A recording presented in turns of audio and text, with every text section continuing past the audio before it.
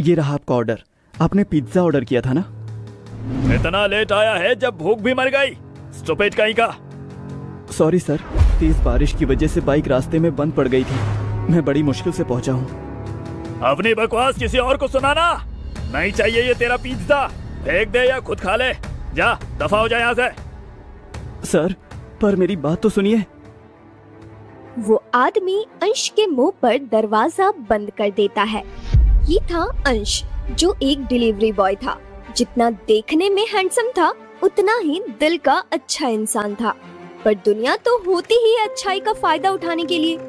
लोग उसका हमेशा मजाक बनाते थे। वो वापस ऑफिस पहुंचा तो उसे देखते ही उसका साथी विवेक बोला, आज फिर से लेट हो गया ना तू, अब हॉट मैनेजर की डांट पड़ेगी तुझे। ये सुनकर अंश ने अपने दिल पर हाथ रख लिया और मुस्कुराते हुए कहा, हाय हमारी मैनेजर जी, उनकी तो डांट भी फूलों की बरसात लगती है। हम तो हंसते हंसते उनकी गोली भी खा लें तो फिर डांट क्या चीज है। अबे तू और तेरा पागलपन, आंखें खोल कर देख। तू एक डिलीवरी बॉय है और वो यहाँ की मैनेजर। तेरा और उसका कोई मेल ही नहीं है, और ऊपर से वो इतनी खूबसूरत और हॉट। अरे यहाँ के सारे लड़के उसकी एक नजर पाने के लिए तरसते हैं। वो तारा कपूर है, कपूर। और उसे तुझ जैसी ढलती शाम नहीं, बल्कि कोई चमकता चांद चाहिए। ये सुनकर अंश का चेहरा उतर जाता है। फिर उसने गहरी सांस ली और बोला, भले ही मैं ढलती शाम हूँ या फिर एक गरीब सा लड़का, पर मैं उससे बहुत प्यार करता हूँ। देखना, एक दिन मैं उसे अपना बनाकर ही रहूंगा। इतना बोल अंश मुस्कुराते हुए वहाँ से चला जाता है। उफ, ये लड़का भी ना उस मैनेजर तारा के पीछे खुद को बर्बाद करके ही छोड़ेगा।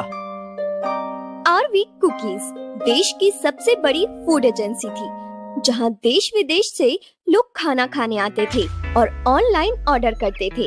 अंश भी यही डिलीवरी बॉय था, जो थोड़ा बहुत कमा लेता था। थोड़ी बहुत फूड डिलीवरी करने में टिप मिल जाती थी। अंश को पहली नजर में ही तारा से प्यार हो गया था, जो कि वहाँ की मैनेजर थी, दिखने में बेहद खूबसूरत और हॉट। दिन ऐसे ही बीत रहे थे। एक दिन अंश तारा के पास आकर बोला, मैम, आज रात मैंने एक छोटी सी पार्टी रखी है, जहां मेरे कुछ फ्रेंड्स और एम्प्लॉयज होंगे। आप प्लीज जरूर आइएगा, मुझे बहुत अच्छा लगेगा। ठीक है अंश, मैं आ जाऊंगी। Thank you to inviting me. Ansh बहुत खुश हो जाता है और बाहर आकर बोलता है, यस, आज मैं तुम्हें ऐसा सरप्राइज दूंगा ना तारा, कि तुम खुद को मेरे पास आने से रोक नहीं पाओगे। मुझे तो अब बस शाम का इंतजार है। इतना बोल अंश शाम की पार्टी की तैयारियों में लग जाता है। वो अपनी टीममेट और कुछ दोस्त और पूरे स्टाफ को इनवाइट करता है। उसने कंपनी के ही हॉल में खूबसूरत सा अरेंजमेंट किया था। वो सब इतना खूबसूरत था जिसे देख किसी की भी आंखें हैरत से फैल जाए। व्हाइट फ्लावर्स से डेकोरेशन, बीच में एक टेबल और 2 कुर्सियां लगी हुई थी। चारों तरफ लाइट से जगमगा रही थी वो जगह। अभी तक गेस्ट नहीं आए थे, सिर्फ विवेक आया। ये सब देख तो विवेक के होश उड़ गए। ओह माय गॉड, मैं कोई सपना तो नहीं देख रहा ना? ये सब, इतना सब कुछ? अबे अंश, तेरे पास इतने पैसे कहाँ से आए? बस ये समझ ले भाई कि इन सब की तैयारी मैं पूरे 1 साल से कर रहा था। ये मेरे पूरे 1 साल की कमाई है। तूने 1 साल की कमाई एक दिन में ही उड़ा दी? लेकिन क्यों? ये सुन अंश मुस्कुरा दिया और आवाज में दुनिया भर का प्यार भर के बोला, ये सब मैंने तारा के लिए किया है। आज मैं उसे प्रपोज करने वाला हूँ। ये देख, मैंने एक छोटी सी गोल्ड रिंग भी ली है उसके लिए। उसे पसंद तो आएगी ना? ये सुनकर तो विवेक के होश ही उड़ गए और वो चिल्लाकर बोला, अरे नहीं अंश, तू पागल हो गया है क्या? मत कर ये सब, बर्बाद हो जाएगा तू। देख, तू मेरे भाई जैसा है और उसमें और तुझमें जमीन आसमान का फर्क है। आग में हाथ मत डाल मेरे भाई। अब बहुत देर हो गई है विवेक, मैं उससे प्यार करने लगा हूँ यार। मैं नहीं जी पाऊंगा उसके बिना। देखना, वो मेरे प्यार को एक्सेप्ट कर ही लेगी। मैं पीछे नहीं हटूंगा। आज मैं तारा को अपने दिल की बात कह के ही रहूंगा। अच्छा चल, वो आने ही वाली होगी, मैं तैयार होके आता हूँ। विवेक ने अंश को बहुत समझाया, पर अंश को तारा के सिवा कुछ सूझ ही नहीं रहा था। वो तो जैसे हवाओं में उड़ रहा था। उसने तैयार होकर व्हाइट शर्ट पहनी और ग्रे जीन्स। माथे पर बिखरे बालों में वो बेहद ही हैंडसम लग रहा था। सारे गेस्ट भी आ चुके थे। पार्टी शुरू हो चुकी थी, पर अंश की आंखें तो एंट्रेंस की तरफ ही टिकी थी, क्योंकि तारा अभी तक नहीं आई थी। तभी रेड कलर के शॉर्ट टॉप पहने उसे तारा आती हुई नजर आई, जिसे देख अंश की सांसें उथल पुथल होने लगी। तभी अंश ने विवेक को इशारा किया। जैसे ही तारा एंटर होने लगी, उस पे लाल गुलाब की बरसात होने लगी और अंश ने माइक लेकर बेहद ही प्यार भरी रोमांटिक आवाज में बोलना शुरू किया। वो मिसाल सी लगती है, वो शबाब सी लगती है, वो मिसाल सी लगती है, वो शबाब सी लगती है, खामोशी में वो कोई गुलाब सी लगती है। कोई भी मर मिट जाए उसकी इन अदाओं पर, कि कोई भी मर मिट जाए उसकी इन अदाओं पर, हाय ये लड़की कोई हसीन ख्वाब सा लगती है। ये सुनकर चारों तरफ तालियों का शोर मच गया। अपनी इस ग्रैंड एंट्री पे तारा बहुत खुश थी और वो अंश के पास आकर बोली, वाओ अंश, सो रोमांटिक, क्या जबरदस्त वेलकम किया है तुमने मेरा। So nice, I am impressed, thank you so much. क्या तुम्हें सच में अच्छा लगा? या ऑफ कोर्स, और क्या लाइन बोली है तुमने, सच में बहुत प्यारी थी। और आज लग भी तुम हैंडसम रहे हो, जैसे किसी बड़ी कंपनी के मालिक हो। कौन कह सकता है कि तुम एक डिलीवरी बॉय हो? ये सुनकर अंश बोला, अच्छा रुको रुको, अभी एक और सरप्राइज है तुम्हारे लिए। एक और सरप्राइज? आई लाइक सरप्राइज, पर आज तो मेरा बर्थडे भी नहीं है, फिर किस लिए? By the way, I am so excited. बताओ ना, क्या सरप्राइज है? ठीक है, मेरे साथ आओ। अंश तारा का हाथ पकड़कर उसे खूबसूरत सी टेबल के पास ले जाता है। वहाँ जाते ही एक खूबसूरत सा म्यूजिक बजने लगता है। फिर अंश ने वो रिंग अपने घुटनों के बल बैठकर आंखों में बेहद ही प्यार लेकर तारा की आंखों में देखते हुए कहा, एक तू ही है, एक तू ही है जिसे देखकर जी उठूं, एक तू ही है जिसे देख एक खूबसूरत गजल कह दूं। तू थाम ले मेरा हाथ तो, तू थाम ले मेरा हाथ तो मैं एक लंबे सफर पर निकल जाऊं। तू रख दे मेरे सीने पर सर तो मैं एक लंबी नींद सो जाऊं। तू आजा जिंदगी में मेरी, आजा जिंदगी में मेरी आबे हयात बनकर, कि तुझे पी लूं तो एक उम्र जी लूं। तुझे देख लूं तो खिल उठूं, तुझे सोचूं तो चहक उठूं, तुझे पा लूं तो झूम उठूं, तुझे छू लूं तो नशे में मदहोश हो उठूं। ये सब बोलते हुए अंश की बातों में दुनिया भर का प्यार था। ये सब देख तारा शॉक्ड थी। तभी अंश फिर से बोला, तुम हैरान होगी तारा, क्योंकि तुम्हारे लिए ये सब नया है, पर मेरा यकीन करो, मेरे लिए तुम पूरी दुनिया हो।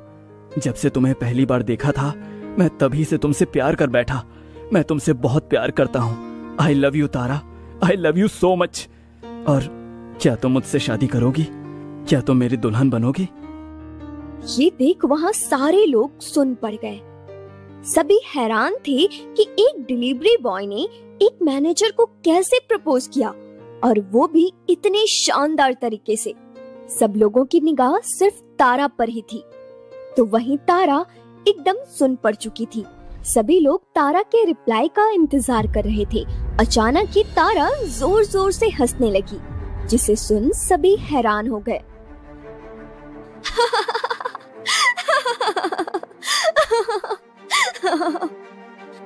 अरे लगता है तारा को बहुत बड़ा शौक लगा है। अब ऐसा फटीचर प्रपोज करेगा तो सदमा तो लगेगा ही ना।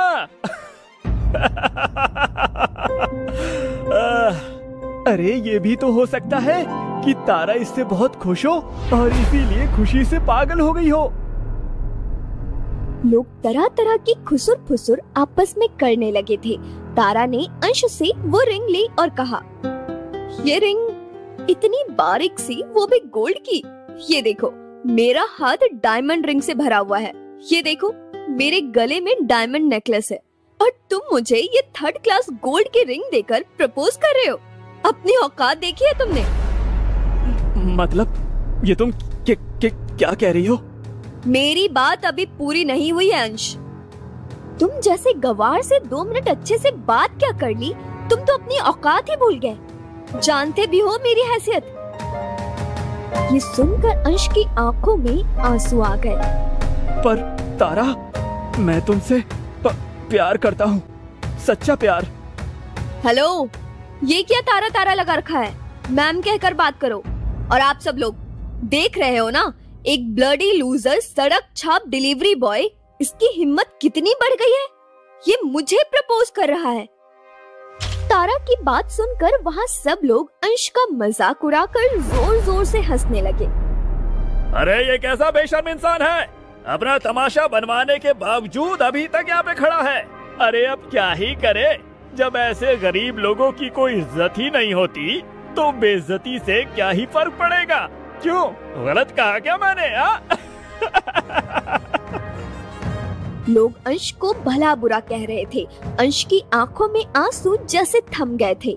तारा ने वो अंगूठी अंश के मुंह पर फेंक मारी।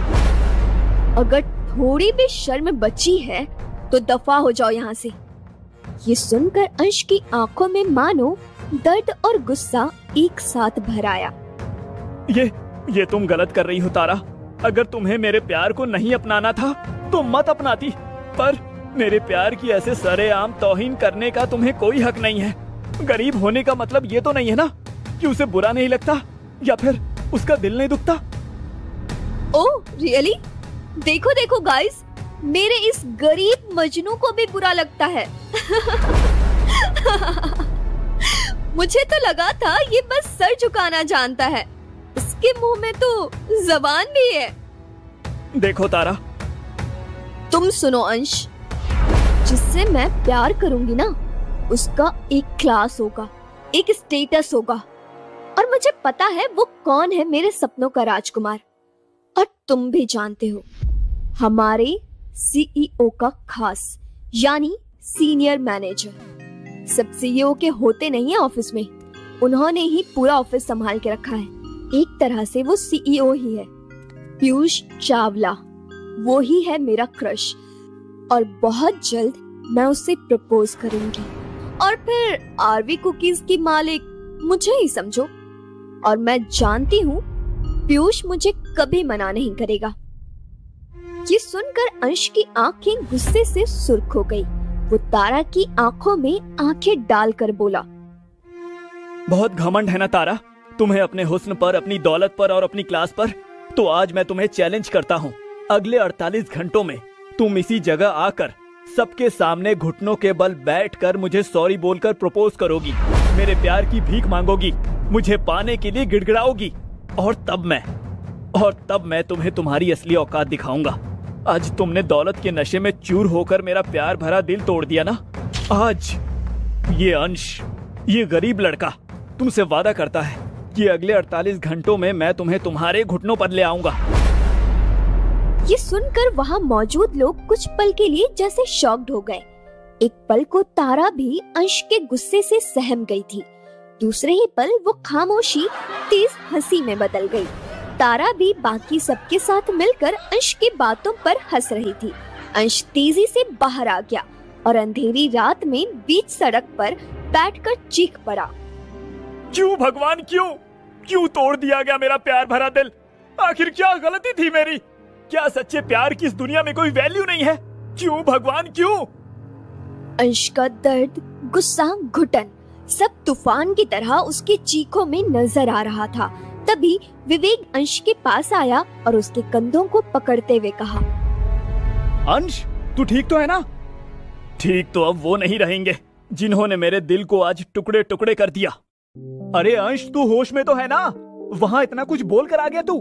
पहली बात तो ये कि तारा पीयूष को बोलकर तेरी नौकरी छीन लेगी, और अगर मान लो कि नौकरी रही भी ना, तो इतनी जिल्लत के साथ उन लोगों के बीच कैसे काम करेगा तू, जबकि तू अच्छे से जानता था कि तेरे लिए ये जॉब ही सब कुछ है। विवेक, तू मुझे अकेला छोड़ दे। नहीं, हरगिज नहीं। पहले तू मुझे ये बताएगा कि तूने इतनी लंबी लंबी क्यों फेंकी? तूने देखा नहीं कि वो लोग कैसे हंस रहे थे? उसने अपने आंसू पोंछे और होठों पर एक तिरछी स्माइल लाते हुए बोला, अब तू इन्हें दिए हुए टाइम का वेट कर। अब इन लोगों को इन्हीं की लैंग्वेज में समझाने का वक्त आ गया है। ये देखकर विवेक हैरान रह गया। जहाँ थोड़ी देर पहले दर्द बेहिसाब था, अभी उन्हीं आंखों में एक अलग ही चमक थी। उसने अपना फोन निकाला और वहाँ से चला गया।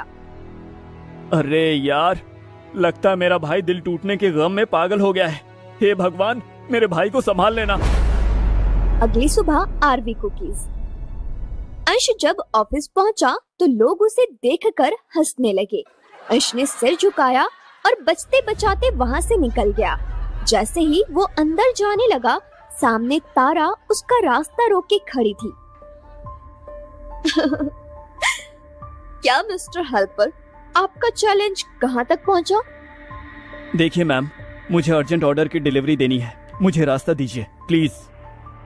ओह, शायद तुम भूल रहे हो मैं सीनियर हूँ तुम्हारी, और मेरे अप्रूवल के बिना तुम कोई काम नहीं कर सकते। चलो जाने देती हूँ तुम्हें। बस तुमको ये बताने आई थी कि मैं पीयूष को शादी के लिए प्रपोज करने जा रही हूँ। फिर तुम अपनी ये 3rd क्लास चैलेंज के साथ मजे करना। मैं और पीयूष फिर इस कंपनी पर राज करेंगे। वैसे तुम भी यहाँ काम करना, हमेशा डिलीवरी बॉय बनकर। मेरे नौकर बनकर। इतना बोल तारा घमंड में पीयूष के केबिन में चली गई। ये देख अंश के होठों पर एक एविल स्माइल आ जाती है। विवेक, जो कि ये सब दूर से खड़ा देख रहा था, वो उसके पास आकर बोला, अरे यार अंश, तू जिससे प्यार करता है वो किसी और को प्रपोज करने गई है। तारा इतनी खूबसूरत और अमीर है, और वो पीयूष इस शहर का सबसे बड़ा कंपनी का मालिक है। वो दोनों एक दूसरे को एक्सेप्ट कर ही लेंगे, और तू है कि दुखी होने की बजाय स्माइल कर रहा है। तुझे पक्का सदमा लगा है मेरे भाई। ये सुनकर अंश की स्माइल और गहरी हो गई। सदमा मुझे नहीं, इन लोगों को लगने वाला है।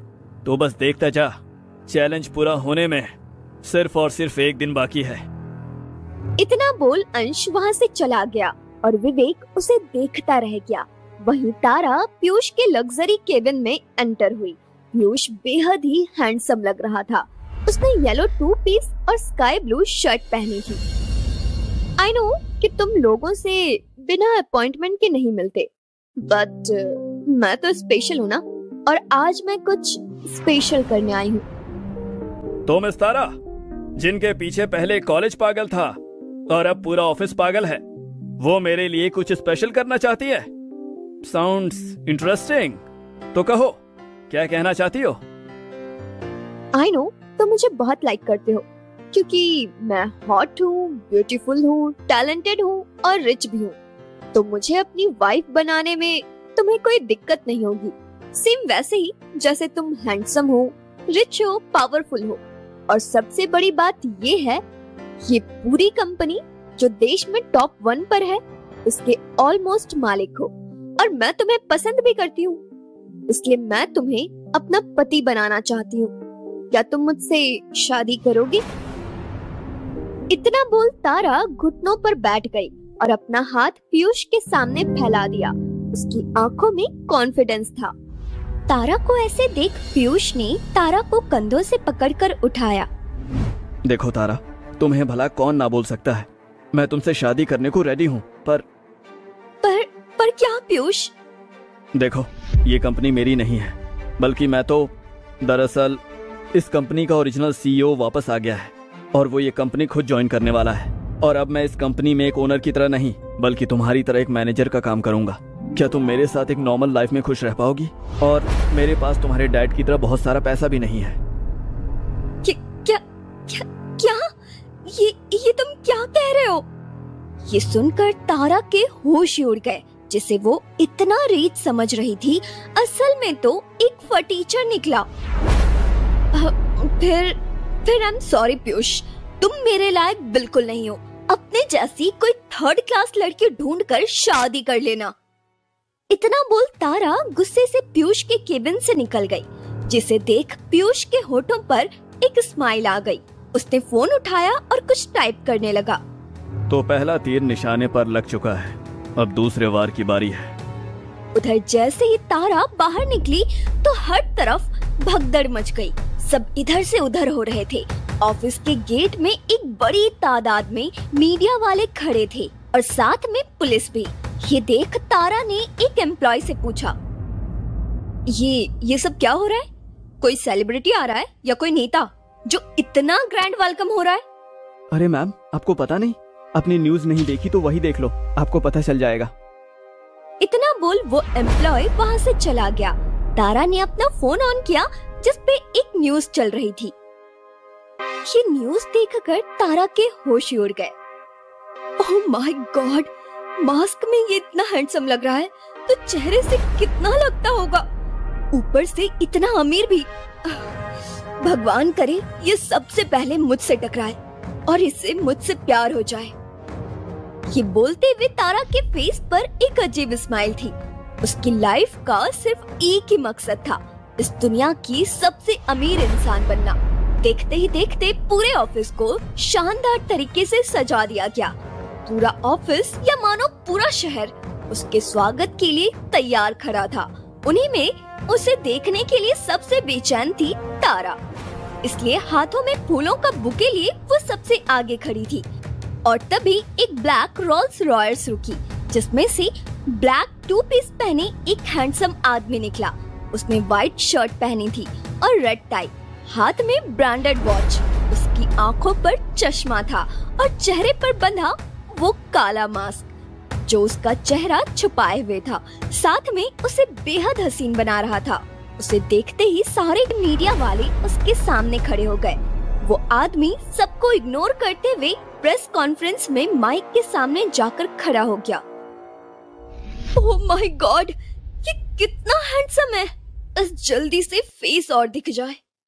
तभी मीडिया वालों ने लगातार उस आदमी से सवाल पूछने शुरू कर दिए। हेलो एवरीवन, आई नो कि आप सभी लोग मेरा चेहरा देखने के लिए बहुत ज्यादा एक्साइटेड हो और मैं इसमें बिल्कुल भी देरी नहीं करूंगा।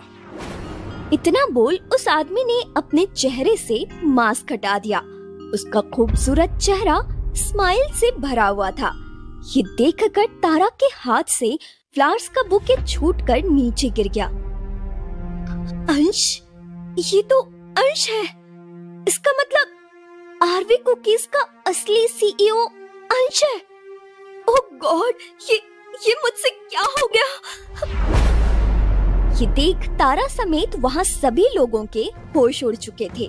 जो फटीचर डिलीवरी बॉय बनकर रहता था, असली मालिक तो वही था। ये देखकर मीडिया शॉक्ड होकर सवाल पूछती, तभी अंश बोला। जानता हूँ कि आप सभी लोगों के कई सवाल होंगे, जैसे कि मैं देश का सबसे अमीर इंसान होकर एक डिलीवरी बॉय बनकर क्यों रहता था। देखिए, तो उसका भी रीजन है। सबसे पहले तो मैं देखना चाहता था कि मेरी कंपनी में जो खाना बन रहा है वो सही है कि नहीं, और खाने में कहीं कोई मिलावट तो नहीं है, क्योंकि मैं अपने देश की हेल्थ को लेकर कोई रिस्क नहीं लेना चाहता हूँ। और दूसरा रीजन, मैं देखना चाहता था कि कैसे मेरा स्टाफ जीता है, मतलब उन्हें क्या क्या दिक्कत है, एक नॉर्मल लाइफ जीना कितना मुश्किल होता है, ताकि मैं उसी हिसाब से उनकी लाइफ को बेहतर बना सकूं। तीसरा और आखिरी रीजन, ये देख तारा का सर शर्म से झुक गया। वो खुद से बोली, तेरे पास ये लास्ट मौका है तारा। अगर तूने अभी अंश को नहीं अपनाया तो दुनिया के सबसे अमीर इंसान बनने का सपना टूट जाएगा। वैसे भी अंश ने मुझे जो चैलेंज दिया वो टाइम यही है, मीडिया है, सब है। इससे अच्छा मौका नहीं मिलेगा मुझे दुनिया के सामने आने का। तारा अंश के बिल्कुल सामने आकर खड़ी हो गई।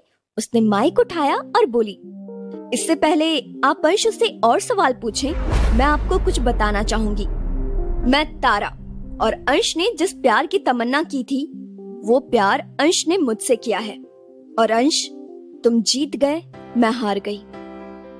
इतना बोल तारा घुटनों के बल बैठ गई और अपना हाथ फैलाकर बोली, मैंने तुम्हारे साथ जो किया उसके लिए मैं तुमसे हाथ जोड़कर माफी मांगती हूँ। और मैं पूरी दुनिया के सामने आज तुमसे पूछती हूँ, क्या तुम मुझसे शादी करोगे? ये देख उस कंपनी के पूरे स्टाफ के होश उड़ चुके थे। अरे कल तो इतनी बुरी तरह से बेइज्जती की थी अंश की, आज पता चला अमीर है तो प्रपोज करने आ गई। वाह! अरे हाँ, ऐसा ही होता है आजकल। बहुत सी लड़कियां लालची और पैसे देखती हैं। अंश ने देखा तारा ने अभी भी हाथ फैलाया हुआ था। उसने तारा को उठाया। मैं तुम्हारी तरह नहीं हूँ तारा कि भरी महफिल में तुम्हें जलील करूं। कल जितना फर्क तुम्हारी और मेरी हैसियत में था, तुम अमीर थी और मैं एक डिलीवरी बॉय, उससे 10 गुना ज्यादा फर्क आज है। तुम सिर्फ मेरी एक एम्प्लॉय हो और मैं देश का सबसे अमीर आदमी, पर इज्जत, लिहाज, क्लास, पैसे नहीं, दिल से आती है। और कल तक जो पैसा पीयूष के पास था तुम्हें वो चाहिए था, और आज मेरे पास है तो मैं चाहिए। प्यार को छोड़कर पैसों को चुनने वाली लड़की मेरी बीवी तो हरगिज नहीं बन सकती। सुनकर तारा की आंखों में आंसू आ गए। तो क्या तुम्हें मुझसे प्यार नहीं? प्यार तो इतना है तारा कि खुद को खत्म कर दो तुम्हारे लिए, और तुम्हारे एक इशारे पर ये दुनिया तबाह कर दूं। तो फिर क्यों नहीं अपनाते मुझे? क्योंकि अगर तुम्हें अपना लिया तो मेरे सच्चे प्यार की तौहीन हो जाएगी।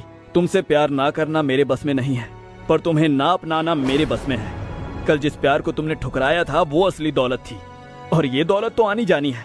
मैं अंश, आरवी कुकीज का CEO, पूरी दुनिया के सामने एक्सेप्ट करता हूँ कि मैं तारा को अपनी जान से भी बढ़कर प्यार करता हूँ।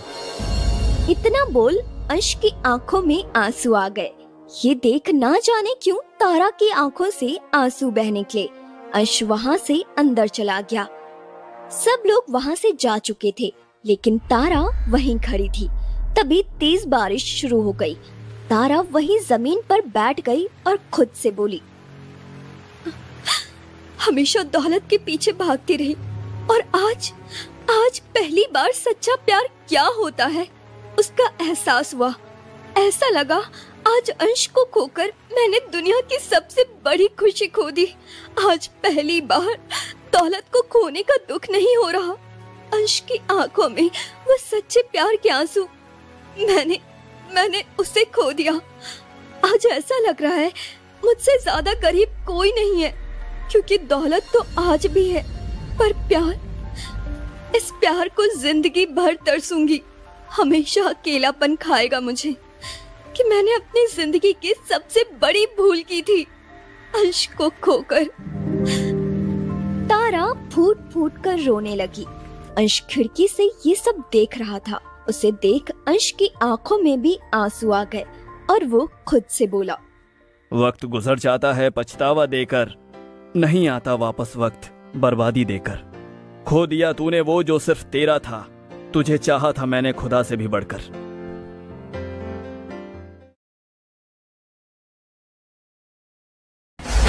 ससुराल के टुकड़ों पर पलने वाला घर जमाई, जिसकी औकात एक कुत्ते से भी बदतर थी।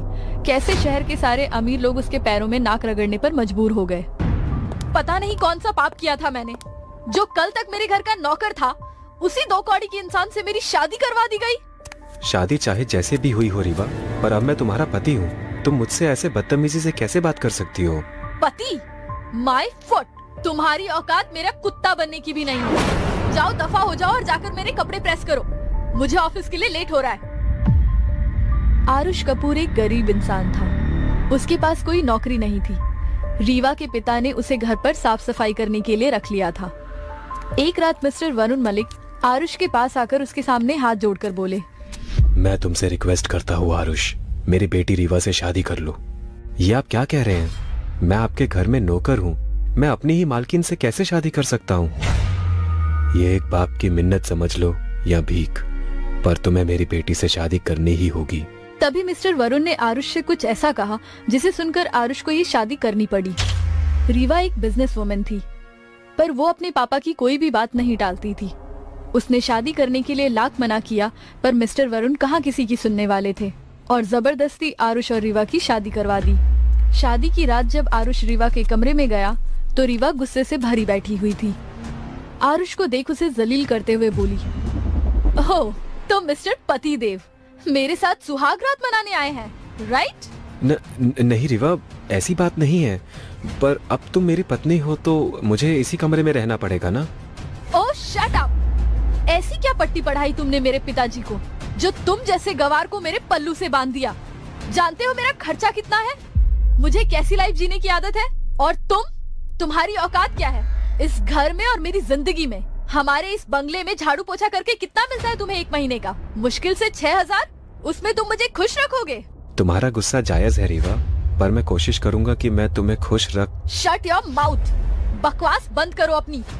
उधर कोने में जमीन पर कपड़ा डालो और सो जाओ। और रही बात मेरे नजदीक आने की या मुझे छूने की, तो सोचना भी मत, इतनी औकात नहीं है तुम्हारी। इतना बोल रीवा बेड पर लेटकर सो जाती है और आरुष जमीन पर एक कोने में सो जाता है। इस बात को 1 साल बीत गया था। इस बीच एक हादसे में मिस्टर वरुण भी चल बसे, पर इस शादी ने जैसे आरुष की जिंदगी बदल कर रख दी। इस 1 साल में ना तो रीवा ने आरुष को करीब आने दिया और ना ही उसे कभी इज्जत दी। आरुष को हर रोज जलील होना पड़ता था, कभी रीवा तो कभी अपनी सास मधु मलिक के ताने सुनने पड़ते थे। वो घर का जमाई बन गया था, पर अभी भी वो घर के नौकरों वाले काम ही करता था। आज सुबह भी जब आरुष रूम से बाहर आया तो मधु के साथ औरतें बैठी हुई थी। मधु उसे नफरत से देखते हुए बोली, इधर आओ जरा, देखो मेरे पैर में बहुत दर्द है, जरा दबा दो अच्छे से। पर मम्मी जी, इनके सामने तो। अब तू सिखाएगा मुझे कि कब क्या बोलना है। चुपचाप पैर दबा। आरुष चुपचाप अपनी सास के पैर दबाने लगता है। तभी वो औरत जिसका नाम नीना था बोल पड़ी, कमाल करती है मधु, ये लड़का तो तेरा दामाद है, तू इससे नौकरों वाले काम क्यों करवाती है। दामाद? अरे वो तो पता नहीं कौन से बुरे कर्म किए थे जो इस भिखारी जैसा लड़का रीवा के गले पड़ गया। अब नौकर है तो नौकरों वाले काम तो करेगा। अब इसकी इतनी औकात तो है नहीं कि एक अच्छी नौकरी ढूंढकर मेरी बेटी को एक तोहफा भी दे सके। हाँ, वैसे बोल तो तू सही रही है मधु, शहर के सारे लड़के तेरी रीवा के पीछे पागल थे। पता नहीं वरुण भाई साहब को इसमें क्या दिख गया। ये सब जैसे जहर बनकर आरुष के अंदर घुल रहा था, पर कुछ बोला नहीं, क्योंकि ये आज की नई बात नहीं थी। ये जिल्लत सहना तो जैसे उसका मुकद्दर बन गया था। तभी रीवा ब्लैक शॉर्ट टॉप पहने वहाँ आती है। बेहद खूबसूरत लग रही थी। उसे देख एक प्यार भरी स्माइल आरुष के होठों पर भी आ गई। एक रीवा ही तो थी जिसे देखकर वो सब भूल जाता था। तभी रीवा आरुष से रूखी आवाज में बोली, सुनो, आज मेरे ड्राइवर की तबीयत ठीक नहीं है, तुम मुझे ऑफिस ड्रॉप कर दो। ठीक है, चलो। ये लो मेरा पर्स और मेरी कुछ फाइल्स। रीवा उसके हाथ में फाइल्स थमाकर किसी बॉस की तरह चलने लगती है और आरुष एक ड्राइवर की तरह उसके पीछे पीछे। फिर भी आरुष खुश था और अपने मन में बोला, काम से ही सही, पर कम से कम 2 पल का तुम्हारा साथ तो मिला। आरुष रीवा के ऑफिस के गेट के सामने जाकर गाड़ी से उतरने लगता है तो रीवा उसे टोकते हुए बोली, 1 मिनट आरुष, ये मेरा ऑफिस है और तुम जैसे फटीचर मेरे ऑफिस में अलाउड नहीं है। वैसे भी कोई तुम्हें मेरा पति समझकर मजाक उड़ाए, ये मैं हरगिज नहीं चाहूंगी। पर रीवा, मैं छोड़ देता हूँ ना अंदर तक, तुम्हारे इतने सारे फाइल्स। तुम्हें एक बार में समझ नहीं आता? जाओ, दफा हो जाओ। वैसे भी कल मेरी बर्थडे पार्टी है, मैं नहीं चाहती कि वो खराब हो जाए, तो घर जाओ और अच्छे से साफ सफाई करो। इतना बोलकर रीवा अंदर चली जाती है। आरुष की आंखें दुख से नम हो जाती हैं, पर रीवा के बर्थडे का सुनकर उसके होठ मुस्कुरा उठे। तुम्हारा बर्थडे सूना कैसे जा सकता है? देखना, कल का दिन तुम्हारा बहुत स्पेशल होगा। इतना बोल आरुष किसी को कॉल करता है। रीवा जैसे ही ऑफिस पहुंची तो उसकी असिस्टेंट टीना बोली, मैम, मिस्टर नकुल बजाज इस शहर के टॉप 5 बिजनेसमैन में से एक हैं। वो आपसे पर्सनली मिलने आए हैं। क्या? नकुल बजाज, जिनका हीरो का बिजनेस है, वो खुद मुझसे मिलने आए हैं? क्या तुम सच कह रही हो? यस मैम, वो आपके केबिन में आपका इंतजार कर रहे हैं। जैसे ही रीवा अपने केबिन में पहुंची तो नकुल बजाज को देखती रह गई। वो ब्लू कलर के 2 पीस सूट में था, व्हाइट शर्ट पहने, देखने में बेहद ही हैंडसम लग रहा था। तभी नकुल ने कुछ ऐसा बोला जिसे सुनकर रीवा के पांव तले जमीन खिसक गई। नकुल बजाज को देखकर रीवा हैरान होकर बोली, अरे सर, आप यहाँ? जानता हूँ, आज तक मैं किसी से ऐसे ही मिलने नहीं गया, पर तुम में कुछ तो खास है रीवा। रीवा कहीं न कहीं नकुल के इरादे समझ रही थी। नकुल बजाज कोई आम इंसान नहीं था, बल्कि शहर के एक अमीर घराने का लड़का था, जिससे शादी करने के लिए शहर की सारी लड़कियां पागल रहती थीं। पर नकुल को रीवा पसंद आ गई थी। देखो रीवा, मैं सीधी और साफ बात करता हूँ। मैं तुम्हारे लिए एक बिजनेस प्रपोजल लेकर आया हूँ। अगर तुम मेरे साथ कनेक्ट करोगी तो शहर के बड़े बिजनेस में तुम्हारा नाम भी जुड़ जाएगा। इसके अलावा मुझे तुम बहुत पसंद हो और मैं तुमसे शादी करना चाहता हूँ, ये जानते हुए भी कि तुम पहले से ही शादीशुदा हो। मैं ये भी जानता हूँ कि तुम इस शादी से खुश नहीं हो, तो मैं तुमको बस यही सलाह देना चाहता हूँ कि तुम उस शादी को और खींचकर खुद के साथ नाइंसाफी ना करो। मैं वादा करता हूँ कि मैं तुमको बहुत खुश रखूंगा। अचानक इस प्रपोजल से रीवा शॉक हो गई थी। उसे तो ये सपने जैसा लग रहा था। वो कब से चाहती थी कि उसकी छोटी सी कंपनी ग्रोथ करे, पर वो कुछ बोल नहीं पा रही थी। तभी नकुल बोल उठा, घबराने की जरूरत नहीं है, तुम सोचने के लिए टाइम ले सकती हो। नहीं नहीं, मुझे ये बिजनेस डील और ये रिश्ता दोनों मंजूर है, मुझे कोई दिक्कत नहीं है। क्या तुम क्या सच कह रही हो? हाँ नकुल, कल रात मेरी बर्थडे पार्टी है, आप वहाँ जरूर आइएगा, पर मुझे आपकी एक हेल्प चाहिए होगी। ये सुनकर नकुल बहुत खुश हो जाता है। मलिक मेंशन को दुल्हन की तरह सजाया गया था। सजाते भी क्यों ना, आखिर घर की इकलौती बेटी का बर्थडे था। आरुष ने दिन रात करके उस घर को डेकोरेट करवाया था। रीवा का फेवरेट केक और उसके सारे पसंदीदा खाने बनवाए थे। फाइनली रात भी हो गई थी, गेस्ट भी आ चुके थे। आरुष ने भी आज एक अच्छा सूट पहना हुआ था। जैसे ही रीवा पार्टी के बीच में आई तो आरुष उसे देखता रह गया। रीवा ने उस वक्त ब्लैक कलर का ग्लिटर गाउन पहना हुआ था। ब्लैक नेकलेस, ईयर रिंग और ब्रेसलेट भी पहना हुआ था। वो किसी प्रिंसेस से कम नहीं लग रही थी। उसके गोल्डन कर्ली लॉन्ग हेयर उसकी कमर पर बिखरे हुए थे। आरुष के होठों से सिर्फ इतना ही निकला, तुम कितनी खूबसूरत लग रही हो रीवा। काश मैं खुद को तुमसे प्यार करने से रोक पाता। कब तुमसे प्यार हो गया पता ही नहीं चला। बोलते हुए उसकी आंखों में दर्द था। तभी नकुल बजाज अपनी लंबी सी गाड़ी में वहाँ पहुँच गया। आरुष रीवा के लिए एक गिफ्ट लाया था जो उसके हाथों में था। तभी उसकी सास मधु उसे डांटते हुए बोली, आज के दिन कोई तमाशा मत करना। अपना ये 50 रुपए का गिफ्ट मेरी बेटी को देकर उसकी तौहीन मत करना। वैसे भी मैं नहीं चाहती आज मेरी बेटी का मूड खराब हो। ठीक है मालकिन। तभी नकुल बजाज रीवा के पास जाकर खड़ा हो जाता है और रीवा धीरे से बोलती है, आप जानते हैं ना आज आरुष के साथ क्या करना है? यस स्वीटहार्ट, अगर तुम्हें अपनी बीवी बनाना है तो इस 2 कौड़ी के नौकर को तो उसकी असलियत दिखानी ही होगी। आज ये तुम्हें तलाक देने को मजबूर हो जाएगा। बोलते हुए दोनों के होठों पर एक डेविल स्माइल थी। जैसे ही केक कटने लगा तभी नकुल ऊंची आवाज में बोला, 1 मिनट रीवा, तुम्हारा पति वहाँ क्यों खड़ा है? आज तुम्हारा खास दिन है। अरे उसको तो तुम्हारे पास होना चाहिए ना। राइट। आरुष तुम यहाँ आओ ना प्लीज, साथ में केक कट करते हैं। ये पहली बार हुआ था जब रीवा ने इतने प्यार से आरुष को पुकारा था। वो बेसब्र होकर रीवा के पास पहुँच गया जहाँ टेबल पर 3 से 4 केक रखे हुए थे। रीवा आरुष की तरफ मुस्कुराई और आरुष का हाथ पकड़कर केक काटने लगी। तभी नकुल ने पीछे से आरुष को पुश किया, जिसकी वजह से आरुष का चेहरा केक से जा टकराया और उसके पूरे चेहरे पर केक लग गया, जिसे देख वहाँ सब लोग जोर जोर से हंसने लगे। उसे देख नकुल हंसते हुए बोला, क्या यार रीवा, मुझे नहीं पता था कि तुम्हारा पति इतना बड़ा लूजर है कि एक केक भी नहीं कट पाएगा उससे। इसलिए बोलती हूँ रीवा कि इसे इसकी औकात में रखो। इसकी हाथ में पोछा और झाड़ू ही अच्छे लगते हैं। अब केक कट करवाओगी तो बेचारे से कैसे होगा? आप सही कह रही हो मम्मी, इस 2 कौड़ी के नौकर को मैंने कुछ ज्यादा ही इज्जत दे दी। जाओ आरुष, तुम अपना हुलिया ठीक करके आओ, उसके बाद सबको ड्रिंक सर्व करना। एक बार मेरी बात तो सुन लो रीवा। शट अप, जाओ यहाँ से।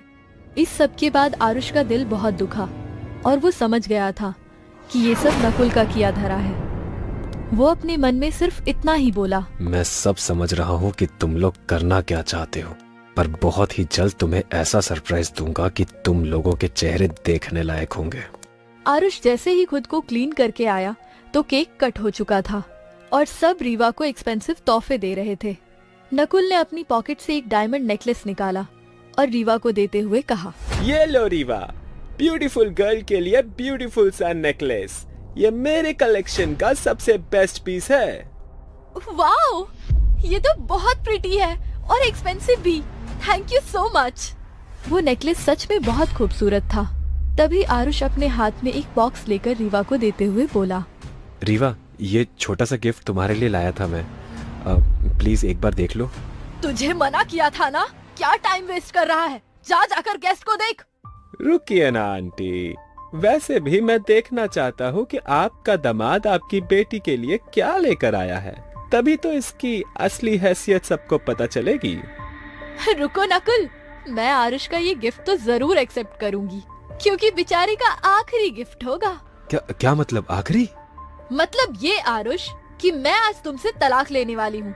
मैंने तलाक के पेपर भी बनवा लिए हैं। उसके बाद मैं और नकुल शादी करने वाले हैं। मतलब नकुल बजाज तुमसे शादी करने को तैयार है? थैंक गॉड, पहली बार कोई अच्छा फैसला लिया है तूने। अब इस फटीचर भिखारी को हमें और नहीं झेलना पड़ेगा। तुम ऐसे नहीं कर सकती रीवा, क्योंकि मैं तुमसे क्या मुझसे प्यार करने लगे हो? अब तुम एक नौकर, मैं एक प्रिंसेस की जिंदगी जीने वाली। प्यार तो होगा ही, पर तुम जैसे मजनू मेरे हजारों हैं। अब मैं सबको तो नहीं मिल सकती ना।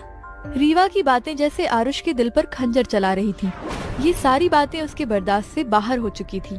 तभी आरुष ने अपना फोन निकालकर किसी को एक मैसेज किया। ये सब बाद में भी हो सकता है रीवा, अभी इसका गिफ्ट देखो ना, मुझे इसका और मजाक उड़ाना है। ओके बाबा, खोल रही हूँ। जैसे ही रीवा ने बॉक्स खोला, उसकी आंखें चौंधिया गईं। उस गिफ्ट को देखकर रीवा के होश उड़ गए। उसके मुंह से सिर्फ एक ही लफ्ज निकला, ये कैसे हो सकता है? This is not possible. तू ऐसे हैरान क्यों हो रही है? ऐसा भी क्या है गिफ्ट में, दिखा मुझे। मम्मी इसमें। इससे पहले रीवा कुछ बोल पाती, तभी आरुष बोल पड़ा। मैं बताता हूँ सासू माँ, इसमें क्या है। मेरी वाइफ रीवा के लिए उसका बर्थडे गिफ्ट है, रोल्स रॉयस। गाड़ी का नाम तो सुना ही होगा ना आपने, उसी गाड़ी की चाबी है। और एक रेयर डायमंड ब्रेसलेट। रेयर का मतलब तुम्हें पता है नकुल? ऑफ कोर्स पता होगा। एक ज्वेलर जो हो तुम, ये तुम्हारे सस्ते हीरे के हार की तरह नहीं है। ये रेयर डायमंड ज्वेलरी या तो किसी रानी के पास होती है और या फिर किसी बहुत ही अमीर इंसान की बीवी के पास, राइट? एक मिनट आरुष, तुम क्या कहना चाहते हो कि ये तुम मेरे लिए लाए हो? बकवास कर रहा है, जरूर ये कॉपी होगा या तो फिर किसी का चोरी किया होगा। पार्टी में मौजूद कुछ लोग हैरान थे तो कुछ लोग हंसी उड़ा रहे थे, जिन्हें आरुष चोर लग रहा था। तो वहीं नकुल के चेहरे के एक्सप्रेशंस अजीब थे। इससे पहले वो रिएक्ट करता, तभी नकुल का फोन बज उठा। नकुल ने कॉल पिक की तो दूसरी तरफ से आवाज आई। हेलो मिस्टर नकुल बजाज, आप बैंकक्रप्ट हो गए हैं। आपकी कंपनी पे ताला पड़ गया है। आप इल्लीगल वर्क करते हैं, डायमंड स्मगलिंग करते हैं। आपके खिलाफ सख्त कार्रवाई की जाएगी और आपका पैसा भी अब बैंक नहीं देगा।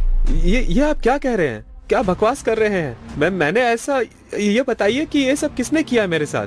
ज्यादा तो नहीं जानते, बस इतना जानते हैं कि ये क्लेम AR ग्रुप के CEO ने किया है। वही CEO जिसे आज तक किसी ने नहीं देखा।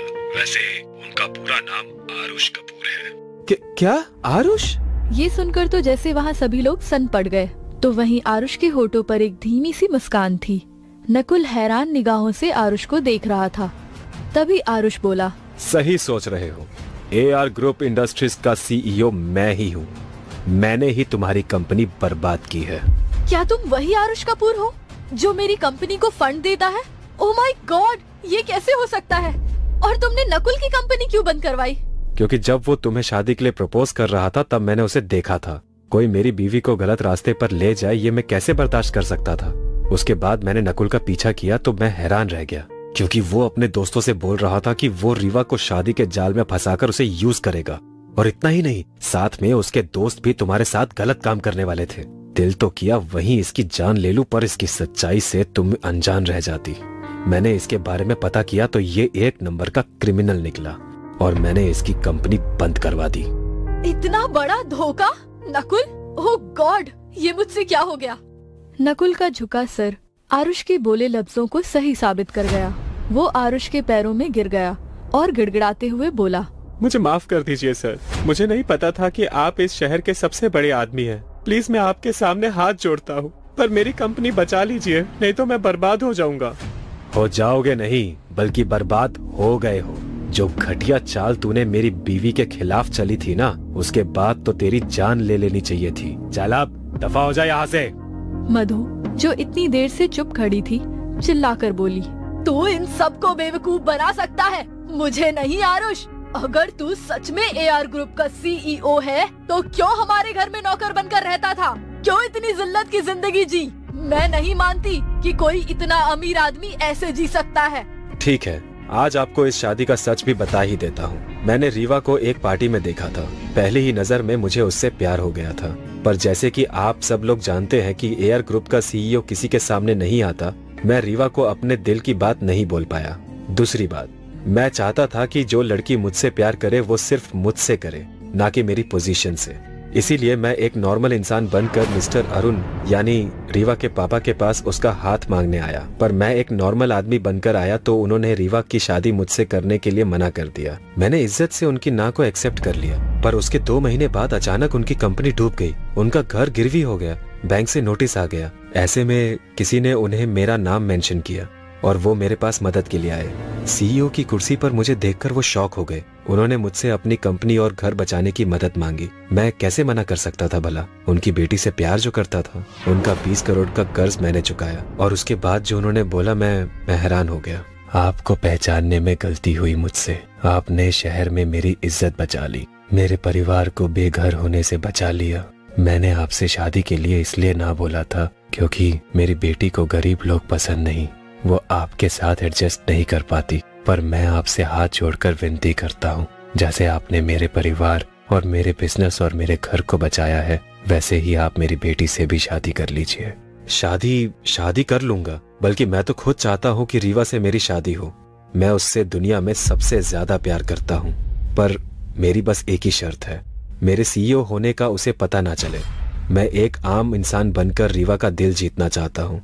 एक नौकर बनकर आपके घर में आऊंगा और रीवा का दिल जीतूंगा, और बस तुम्हारा प्यार पाने के लिए बन गया तुम्हारा और मधु जी का नौकर। इतना बोलकर आरुष चुप हो गया। वहाँ खड़ा हर एक इंसान सन पड़ चुका था, तो वहीं रीवा की आंखों में आंसू बरसातों की तरह बह रहे थे। तभी मधु जी, जिनकी आंखों में आंसू भरे हुए थे, हाथ जोड़कर बोली, इसका मतलब जो ऐशो आराम वाली जिंदगी हम जी रहे थे वो सब तुम्हारी दी हुई थी। इतना सब कुछ सहते रहे, एक बार तो बताया होता। कैसे बताता मम्मी जी, आपकी बेटी का दिल जो जीतना था। पर अफसोस, शहर का सबसे अमीर इंसान होकर भी मैं रीवा का दिल नहीं जीत पाया। तभी रीवा आरुष के पास आकर सिसकते हुए बोली, सोचा नहीं था ऐसा भी हो सकता है। आज तो मुझे खुश होना चाहिए कि जैसा अमीर पति मुझे चाहिए था वैसा मुझे मिल गया। पर अफसोस, आज मुझे खुद पर घिन आ रही है। पैसे, ऐशो आराम के लालच में मैं उस इंसान को ठुकराती रही जो मुझसे इतना प्यार करता है। मैं तो तुम्हारी माफी के भी लायक नहीं हूँ। अगर ऐसे रहोगी तो मैं कमजोर पड़ जाऊंगा रीवा। तुम जानती हो, तुमने भले ही मेरे साथ कुछ भी किया हो, पर मैंने हमेशा तुमसे सिर्फ और सिर्फ प्यार ही किया है। तुमसे नफरत कभी नहीं कर सकता। पर अचानक आरुष बोलते हुए रुक गया, जिससे मधु, रीवा दोनों घबरा गए। आरुष ने एक लंबी सांस ली और कहा, जो मैं बोलने जा रहा हूँ वो मेरे लिए बहुत मुश्किल है, पर मुझे ये करना होगा। मैं उस रीवा का दिल नहीं जीत पाया जो एक नॉर्मल लड़के से प्यार करे, तो आज मुझे जाना ही होगा रीवा। तुमसे हमेशा ऐसा ही प्यार करता रहूंगा और ना ही कभी किसी को अपनी जिंदगी में लेकर आऊंगा। पर मैं तुम्हारे साथ नहीं रह पाऊंगा क्योंकि मेरा सच पता चलने के बाद कोई मुझसे प्यार करे ये मुझे गवारा नहीं। आरुष की बात सुनकर रीवा की आंखों से आंसू बह निकले, साथ ही होठों पर एक मुस्कुराहट आ गई और बोली, तुम्हारा फैसला एकदम सही है आरुष। हाँ, मुझे तुमसे आज प्यार हुआ, इसलिए नहीं कि तुम बहुत अमीर हो या तुमने मुझे महंगे गिफ्ट दिए, बल्कि इसलिए क्योंकि तुम इस नकुल की सच्चाई मेरे सामने लाए, और इसलिए कि तुमने बुरे वक्त में मेरे पापा का साथ दिया, उनकी इज्जत बचाई। आज मैं सबके सामने कहती हूँ कि मैं तुमसे प्यार करती हूँ आरुष। आई लव यू सो मच। पर इससे भी बड़ा सच ये है कि मैं तुम्हारे लायक नहीं हूँ। मैं तुम्हें रुकने के लिए मजबूर नहीं करूँगी। थैंक यू रीवा, पहली बार ही सही किसी चीज में तुमने मेरा साथ तो दिया।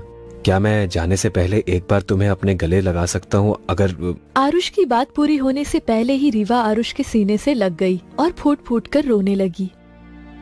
ये आंसू तड़प थी या शर्मिंदगी या फिर आरुष से जिंदगी भर दूर होने का डर, उसे समझ नहीं आ रहा था। आरुष ने भी अपनी आंखें बंद करके उसे अपनी बाहों के घेरे में भर लिया। आंसू की कुछ बूंदें आरुष के गालों पर बह निकली। ये वही पल था जिसका आरुष ने बहुत इंतजार किया था, पर ये पल जुदाई साथ में लाएगा ये उसने नहीं सोचा था। फिर आरुष वहाँ से चला गया हमेशा के लिए। तो वहीं अब प्यार की तड़प रीवा को हमेशा तड़पाने वाली थी। शायद सही समय पर सही लोगों की कद्र ना की जाए तो हमारे हाथ से बहुत कुछ छूट जाता है। तुम मुझसे नहीं मेरे रुतबे, मेरी दौलत से प्यार करती हो एलिस। तुम इसलिए मेरी गर्लफ्रेंड बनना चाहती हो ताकि मुझसे जुड़कर तुम एक बड़ी सिंगर बन पाओ, क्योंकि तुम्हारे मन में लालच भरा है। आप मेरे बारे में इतना घटिया कैसे सोच सकते हैं अर्नव? मैं आपसे सच्चे दिल से प्यार करती हूँ। अपनी पूरी जिंदगी आपके साथ बिताना चाहती हूँ और आप मुझे लालची और मतलबी बोल रहे हैं। अब तुम चाहे जो समझ लो, मैं तुम्हें और तुम्हारे प्यार दोनों को रिजेक्ट करता हूँ। अगर आप मुझसे प्यार नहीं करते थे तो उस रात वो सब क्या था? वो सब फन था, एक रात का। रात खत्म, बात खत्म। सब खत्म हो गया, सब। आज मेरा दिल टूट गया। आपने मेरा दिल टुकड़े टुकड़े कर दिया। मैं आपको कभी माफ नहीं करूंगी अर्नव, कभी नहीं। 1 महीने पहले। ओह गॉड, 9 बज गए। 10 बजे तो मेरा इंटरव्यू है और मैं इतनी लेट। सुबह एलिस की आंख खुली तो वो उछल बैठी। वो जल्दी से वॉशरूम में गई। उसने जल्दी जल्दी रेडी होकर येलो स्ट्रेचेबल शॉर्ट फ्रॉक पहना।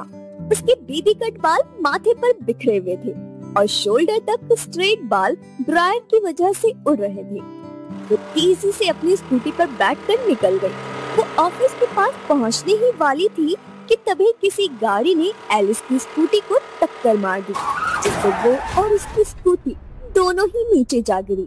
उस आदमी ने भी झटके से गाड़ी रोक दी। एलिस उठी और गुस्से से उस गाड़ी की तरफ चल दी।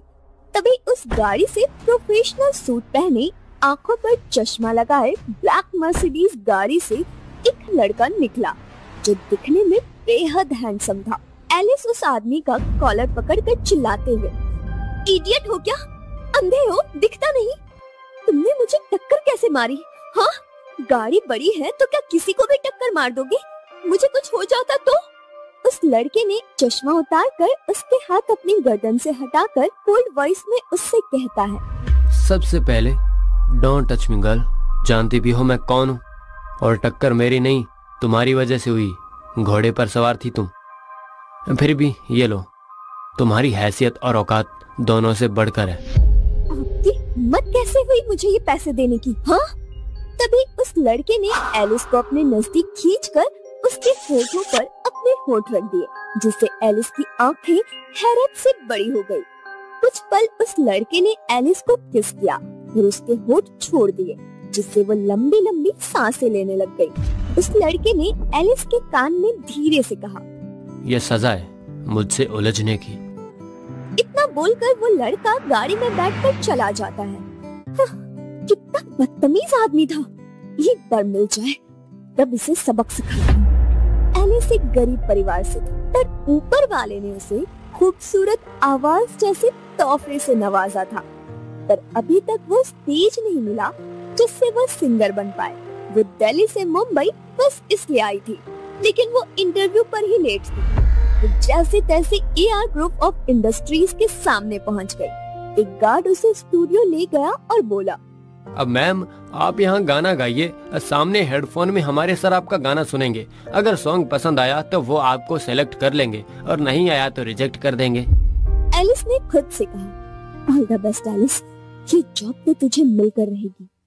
दोनों के बीच में मिरर वॉल थी, जिससे वो एक दूसरे को नहीं देख सकते थे। और जब एलिस ने गाना गाया तो अर्नव सिंघानिया, जो कंपनी के CEO थे, उनके होठ मुस्कुरा उठे। उसके साथ में बैठा उसका बिजनेस पार्टनर विनायक बोला, ये वही आवाज है जो हमारी कंपनी को हो रहे लॉस को बचा सकती है। विनायक ने एलिस को अर्नव के कमरे में भेजा और जैसे ही वो इंटर हुई, दोनों चिल्ला उठे, तो ये वही लड़का था जिसने सुबह एलिस को किस किया था और एलिस ने उसका कॉलर पकड़ा था। तो तुमने सुबह मेरा कॉलर पकड़कर गलती की, उसके बाद तो ये जॉब मैं तुम्हें नहीं दे सकता। I'm so sorry सर, मुझे नहीं पता था कि आप ही अर्नव सिंघानिया है, वरना मैं ये बदतमीजी कभी नहीं करती। सर मुझे इस जॉब की बहुत जरूरत है। मैं अपना शहर छोड़कर अनजान शहर में आई हूँ। मुझे इस जॉब की बहुत जरूरत है, please. I said get lost। Alice को रोता हुआ देखकर विनायक एलिस को बुलाता है और कहता है, आप 2 मिनट कहीं जाना मत, मैं बस अभी आया। क्यों? आप भी मुझे अपने बॉस की तरह बेइज्जत करेंगे क्या? अरे 2 मिनट रुको यार। विनायक करीब 10 मिनट के बाद अर्नव के केबिन से निकला और एलिस से बोला, कांग्रेचुलेशंस एलिस, तुम्हें जॉब मिल गई है। क्या? पर ये कैसे पॉसिबल? तुम उस पर ध्यान मत दो, बस एक चीज याद रखना, अर्नव सिंघानिया बहुत एरोगेंट है, उसे बिल्कुल नाराज मत करना। सिंगिंग से अलग तुम उसकी पर्सनल सेक्रेटरी भी रहोगी। Thank you so much Vinayak sir. मैं सर को शिकायत का कोई मौका नहीं दूंगी। उधर अपने केबिन में अर्नव गुस्से से कुढ़ रहा था। वो गुस्से से मुट्ठियां भींचते हुए बोला, अगर इस वक्त मेरी कंपनी को तुम्हारी आवाज की जरूरत ना होती तो मैं तुम्हें तुम्हारी जगह दिखा देता, पर अफसोस मुझे झेलना पड़ेगा। अगला दिन एलिस कुछ फाइल्स लेकर अर्नव के केबिन में नॉक करते हुए बोली, मैं आई कम इन सर? यस। सर ये कुछ फाइल्स है, इन पर आपकी इससे पहले कि वो अपनी बात पूरी करती, एलिस की सैंडल की हील मुड़ी और वो फिसलते हुए अर्नव की गोद में जा गिरी। तभी अर्नव ने एलिस को धक्का दिया जिससे वो गिर पड़ी। How dare you! तुम्हारी हिम्मत कैसे हुई मेरे इतने नजदीक आने की? हाँ, आई एम सॉरी सर, मैंने जानबूझकर नहीं किया, वो बस गलती से। Get lost right now. Arnav के ऐसे बिहेव करने पर भी एलिस के होठों पर मुस्कुराहट थी। पता नहीं जब से अर्नव ने उसे रोड पर किस किया था तब से वो उसकी तरफ खींची क्यों जा रही थी। तो वहीं अर्नव गुस्से से भरा हुआ था। कुछ तो था जो उसके अंदर उसके साथ जुड़ा हुआ था और जो उसे परेशान कर रहा था। नहीं अर्नव सिंघानिया, तुझे इस लड़की से दूर ही रहना होगा, वरना और वैसे भी इस लड़की को देखते ही मेरा गुस्सा बढ़ जाता है। दिन इसी तरह बीतने लगते हैं।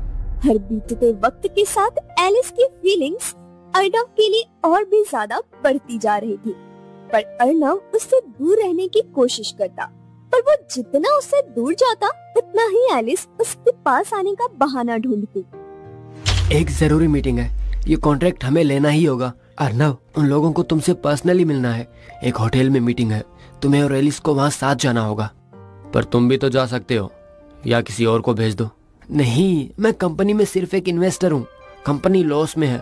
उन लोगों ने पर्सनली सीईओ को बुलाया है। तभी अर्नव के फोन की रिंग बजी और उस पर आए हुए मैसेज को देखकर उसके चेहरे का रंग उड़ गया। उसने मैसेज टाइप किया, मैं 11 बजे तक वहाँ पहुँच जाऊंगा at any cost. Arnav Alice के साथ पार्टी में आना तो नहीं चाहता था, पर मजबूरी में उसे आना पड़ा। दोनों गाड़ी में भी पूरे टाइम खामोश थे। Hi mister Singhania, welcome to the party. पर मीटिंग शुरू होने में अभी थोड़ा टाइम है, तब तक आप पार्टी एंजॉय कीजिए। Have fun. Sure mister Gokhale. काफी देर हो गई। एलिस और अर्नव दोनों बोर हो रहे थे। तभी एक वेटर ने उन दोनों को जूस दिया। नो थैंक यू, इनको दीजिए। सर, मैं वॉशरूम जाकर आती हूँ। जैसे ही एलिस एक रूम के वॉशरूम से निकली तो हैरान रह गई। सर, आप यहाँ? और आपने तो ड्रिंक की हुई है। नशे में डूबे अर्नव ने एक पूरी नजर एलिस पर डाली। Black high heel, black short shimmer dress में, खुले बाल, लाइट मेकअप में वो बेहद खूबसूरत लग रही थी। तुम बहुत खूबसूरत लग रही हो एलिस। अर्नव बोलते हुए एलिस की तरफ बढ़ रहा था। अचानक से जैसे ही गिरने लगा तो एलिस ने उसे संभालने की कोशिश की तो दोनों बेड पर गिर गए। अर्नव को इतने नजदीक पाकर एलिस के होठ मुस्कुरा उठे। वो उसे देखकर मन में बोली, कब आपसे प्यार हुआ अर्नव, मुझे पता ही नहीं चला, और आज आपको खुद के इतना नजदीक देखकर मैं जान चुकी हूँ कि अब आपके बिना जी पाना मुश्किल है। तुम बहुत खूबसूरत हो एलिस, और बहुत मासूम भी। तुम मुझे बहुत पसंद हो। क्या मैं तुम्हें किस? दूसरे ही पल अर्नव ने एलिस के होठों पर अपने होठ रख दिए। दोनों के दिल धड़क रहे थे, दोनों के दिल बेताब थे, जैसे इस पल में वो दोनों बह जाना चाहते थे। अर्नव नशे में था, पर एलिस होश में होकर पैसिनेट होकर अर्नव को किस कर रही थी। कब ये किस हद पार कर गई, दोनों को पता ही नहीं चला, और वो होटल रूम में उन दोनों के प्यार का गवाह बन गया। कब उनकी आंख लगी उन्हें पता नहीं चला। सुबह जब एलिस की आंख खुली तो वो अर्नव की बाहों में थी। ओह माय गॉड, कल रात हम यहीं। एलिस के दिल में गिल्ट नहीं बल्कि खुशी थी। उसका चेहरा शर्म से लाल था। मैं समझ गई हूँ अर्नव, तुम ही मेरी मंजिल हो और आज मैं तुम्हें अपने दिल की बात बता दूंगी। एलिस ने अर्नव के माथे पर किस की। अपने बिखरे हुए कपड़े समेटे एक लेटर अर्नव के बिस्तर पर छोड़ा और अर्नव के उठने से पहले ही वहाँ से चली गई। अर्नव की जब आंख खुली तो उनके होश उड़ गए। उसे एलिस के साथ बिताई रात याद आ गई।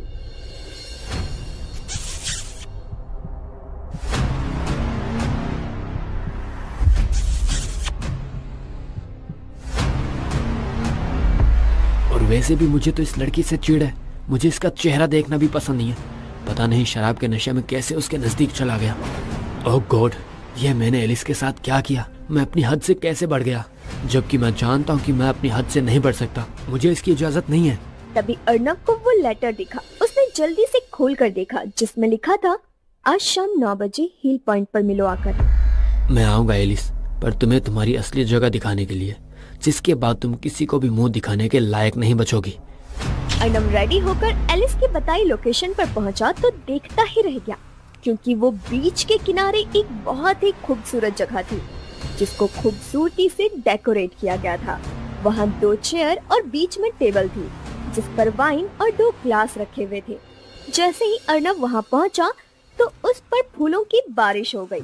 रोमांटिक म्यूजिक बजने लगा और फिर किसी प्रिंसेस की तरह Alice red sleeveless long gown पहने आई। उसने बालों का जूड़ा बनाया हुआ था। उसके चेहरे पर दुनिया भर की खुशी थी। उसके हाथों में रेड रोजेस का बुके था। एक पल तो अर्नव उसे देखता ही रह गया। दूसरे ही पल सीरियस होकर बोला, ये सब क्या है एलिस? एलिस ने टेबल से एक छोटा सा बॉक्स उठाया। उसमें से रिंग निकालकर अपने घुटनों पर बैठ गई और अपना हाथ अर्नव की तरफ करते हुए बोली, तू वो दुआ है जिसे मुद्दत से मैंने मांगा है।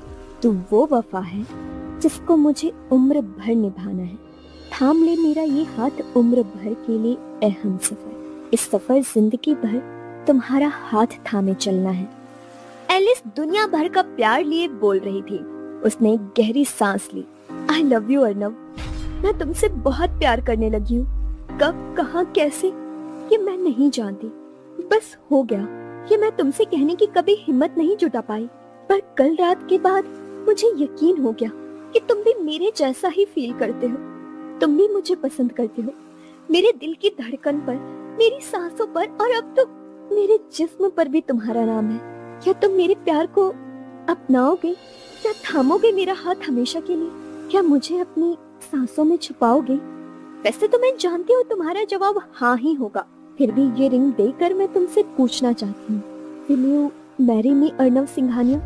ये सब बोलते हुए एलिस के चेहरे पर दुनिया भर का प्यार था। वो आंखों में उम्मीद लिए अर्नव के यस का इंतजार कर रही थी। अर्नव जो इतनी देर से सब कुछ चुपचाप सुन रहा था, जोर से हंस पड़ा। तुम मिडिल क्लास लड़कियों की ना यही प्रॉब्लम है। अगर कोई 2 पल हंस कर बात कर लेना तो उसे अपनी पर्सनल प्रॉपर्टी समझने लगती हो। अरे ये तो छोड़ो, तुम जैसी गरीब लड़कियां जिन्हें अपना करियर बनाना होता है, ऐसी लड़कियों के लिए तो हम जैसे लड़के सीढ़ियां होते हैं सक्सेस पाने की। तुम ये क्या कह रहे हो अर्नव? मुझे कुछ समझ नहीं आ रहा। एक सेकंड, तुम मेरे साथ कोई प्रैंक तो नहीं कर रहे ना? Oh please stop this drama. और ये क्या, अर्नव को तुम कह के बात कर रही हो? बॉस हूँ मैं तुम्हारा, तो सर कह के और रिस्पेक्ट दे के बात करो। ये तुम क्या कह रहे हो? क्या तुम मुझसे प्यार नहीं करते? प्यार? और तुमसे? हरगिज नहीं। अभी इतने भी बुरे दिन नहीं आए मेरे कि तुम जैसी गरीब मिडिल क्लास लड़की से प्यार करूं। और वैसे भी मैं जानता हूं तुम्हें, मुझसे कोई प्यार वार नहीं है तुम्हें। तुम बस मेरी दौलत, मेरा बिजनेस, मेरी सक्सेस से प्यार करती हो। और आई एम सॉरी टू से, पर मैं तुम में या तुम्हारे प्यार में बिल्कुल भी इंटरेस्टेड नहीं हूँ। ये सब सुनकर एलिस रो पड़ी और खड़ी होकर चिल्लाने लगी। अगर मुझसे प्यार ही नहीं था तो क्यों कल रात क्यों आए मेरे नजदीक? क्यों लिख दिया मेरे दिल पर, मेरी रूह पर और मेरे जिस्म पर अपना नाम? बोलो, जवाब दो। हो कल की रात तो मैं तुमको याद दिला दूं कि कल रात मैं नशे में था, और नशे में तो कुछ सही गलत नहीं होता ना। और वैसे भी मैं नशे में था, तुम तो होश में थी ना, मुझे रोक सकती थी ना। अपने नजदीक आने से क्यों नहीं रोका? और मैं तो नशे में था। तुम्हारी जगह कोई और लड़की होती तो भी वही होता जो तुम्हारे साथ हुआ। इसका मतलब ये तो नहीं कि मैं किसी से भी प्यार कर सकता हूँ या शादी कर लूँ। क्या तुम्हारे लिए वो सिर्फ नशा था, प्यार नहीं? तुम ऐसा कैसे बोल सकते हो? मैंने तुम्हें महसूस किया था अर्नव। बस बहुत हो गया ड्रामा। जो हुआ उसे भूल जाओ। आज रेस्ट करो, कल टाइम से ऑफिस आओ। इस सब की वजह से मैं काम में लापरवाही नहीं करूंगा। अर्नव वहाँ से चला जाता है और एलिस वहीं ढेर होकर फूट फूट कर रोने लगती है। क्यों क्यों क्यों क्यों क्यों तोड़ा तुमने मेरा प्यार भरा दिल अर्नव? क्या कमी थी मेरे प्यार में? क्यों क्यों किया तुमने ऐसा? क्यों क्यों क्यों? वो सिसक सिसक कर रो रही थी, मानो उसके दर्द की कोई इंतहा ही नहीं थी। इस बात से अनजान कि कोई उसे देख रहा था। वहीं अर्नव ने अपने घर पहुंचकर खुद को रूम में बंद कर लिया और दीवार पर पंच मारकर बोला, I'm sorry एलिस, मेरा ये सब बोलना जरूरी था। मैं नर्म पढ़कर तुम्हारे जज्बात को बढ़ावा नहीं दे सकता। I'm sorry। जहाँ एलिस फूट फूट कर रो रही थी, वहीं विनायक ने उन दोनों की सारी बातें सुन ली थी। वो जल्दी से एलिस के पास आकर उसे कंधों से पकड़कर बोला, उठो एलिस, तुम ऐसे हिम्मत नहीं हार सकती। सब खत्म हो गया विनायक सर, सब खत्म हो गया। विनायक ने सिसकती एलिस को देखकर मन में बोला, एक नंबर का बेवकूफ है अर्नव। इतनी खूबसूरत मासूम और हॉट लड़की को रिजेक्ट कर दिया। शायद ये तेरे लिए नहीं मेरे लिए बनी है। अब इसके टूटे दिल में मैं अपनी जगह बनाऊंगा। विनायक एलिस को लेकर उसके फ्लैट पर ड्रॉप कर गया तो वहीं अर्नव का रूम किसी ने नॉक किया। अर्नव ने दरवाजा खोला तो सामने उसकी माँ वैष्णवी सिंघानिया खड़ी थी। बेटा, आपको आपके डैड ने 11 बजे बुलाया था और अभी 12 हो रहे हैं।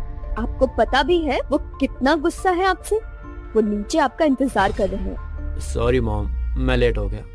मैं चलता हूँ आपके साथ नीचे। अर्नव जैसे ही नीचे आया तो उसके डैड आर्यमान सिंघानिया गुस्से से भरे बैठे थे। मुझे नंबर 1 बनना है और उसके लिए तुम्हें यहाँ की डीएम की बेटी इशिका से शादी करनी होगी।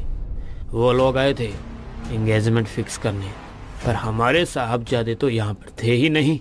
तुम जानते हो हम कौन हैं? आर्यमान सिंघानिया, इस शहर के टॉप 5 बिजनेसमैन में से एक, और टॉप 5 में आना मुझे मंजूर नहीं है। डैड, मैंने कब मना किया इशिका से शादी करने के लिए? मैं भी चाहता हूँ कि हम शहर के नंबर 1 बिजनेसमैन बने, पर मैं उससे प्यार नहीं करता हूँ। तुम्हें ये शादी करनी ही होगी।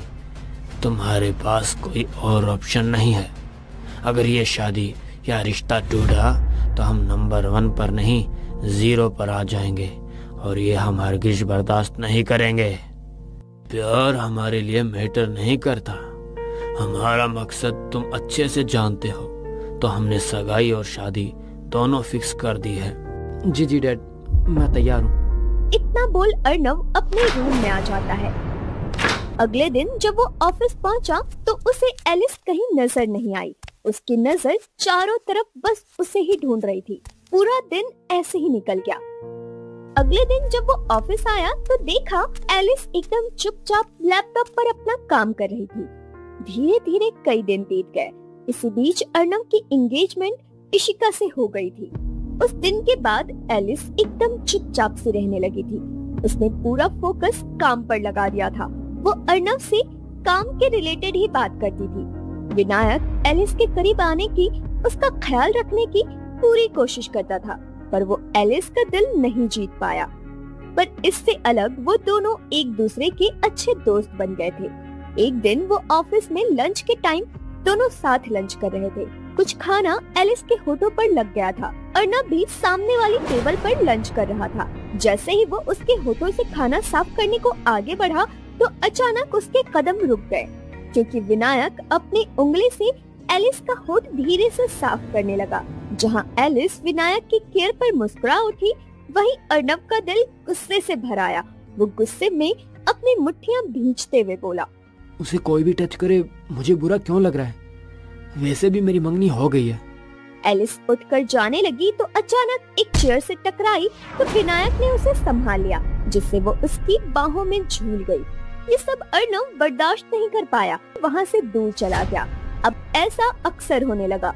विनायक की नजदीकियां एलिस के साथ बढ़ती ही जा रही थी। एलिस को लगता था कि विनायक उसका अच्छा दोस्त है, उसकी केयर करता है, पर इस सब के बीच विनायक एलिस को छोड़कर भाग गया। एलिस को लगता था कि विनायक उसका अच्छा दोस्त है, उसकी केयर करता है, पर इस सब के बीच विनायक एलिस को छोड़कर भाग गया। पर वो नहीं जानती थी कि विनायक उसे पसंद करता है। जब भी विनायक एलिस के नजदीक जाने या उसे छूने की कोशिश करता तो अर्नव गुस्से से भर जाता था। शायद उसे भी प्यार का एहसास होने लगा था, पर वो एक्सेप्ट नहीं कर पा रहा था। अगली शाम विनायक की बर्थडे पार्टी थी, जिसमें उसने अर्नव और एलिस दोनों को इनवाइट किया था। पार्टी बहुत ही शानदार थी। ब्लू टॉप में एलिस बहुत ही सुंदर लग रही थी। यहाँ मेरे सारे दोस्त हैं। आज मैं आप सबके सामने कुछ कहना चाहता हूँ। चेहरे पर इतनी खुशी, कहीं इस पार्टी का मेन मकसद कुछ और तो नहीं? हाँ, आज मैं एलिस को अपने दिल की बात बताना चाहता हूँ। मैं तुम्हें पसंद करता हूँ एलिस, और तुमसे शादी करना चाहता हूँ। तुम भी मुझे अपना अच्छा दोस्त मानती हो। क्या मेरे प्यार को एक्सेप्ट करोगी? ये सुनकर तो पूरी पार्टी में शोर मच गया। तो वहीं अर्नव का चेहरा दर्द से भर उठा। गुस्से से मुट्ठियां भीज गई। तभी अर्नव की एक फ्रेंड परी ने अर्नव को ऐसे देख लिया, जो उसके और एलिस के बारे में सब जानती थी। ऐसे कैसे विनायक? प्रपोजल थोड़ा रोमांटिक तो होना चाहिए। अगर एलिस की तरफ से यस है तो एलिस को तुम्हें किस करके यस बोलना होगा। ये सब सुनकर सब लोग एलिस को चीयर्स करने लगे। ये सब बर्दाश्त कर पाना अर्नव के लिए मुश्किल था। उसने धीरे से एलिस के पास आकर उसके कान में बोला, बहुत जल्दी मूव ऑन कर गई। गुड। वैसे 2 दिन बाद मेरी शादी है, आना जरूर। इतना बोलकर अर्नव वहाँ से निकल गया। एलिस की आंखें आंसुओं से भर गई। वो भागते हुए उस पार्टी से चली गई। वहाँ जो कुछ भी हुआ था किसी को समझ नहीं आया, पर परी अच्छे से समझ रही थी। पूरी रात बीत जाती है, पर एलिस के आंसू थम ही नहीं रहे थे। सुबह होते ही उसने अपने आंसू पोंछे और गहरी सांस ली। एलिस, तो यहाँ करियर बनाने आई है, खुद को हर्ट करने नहीं। मैं यहाँ से वापस अपने घर हमेशा के लिए चली जाऊंगी और कभी लौट कर नहीं आऊंगी।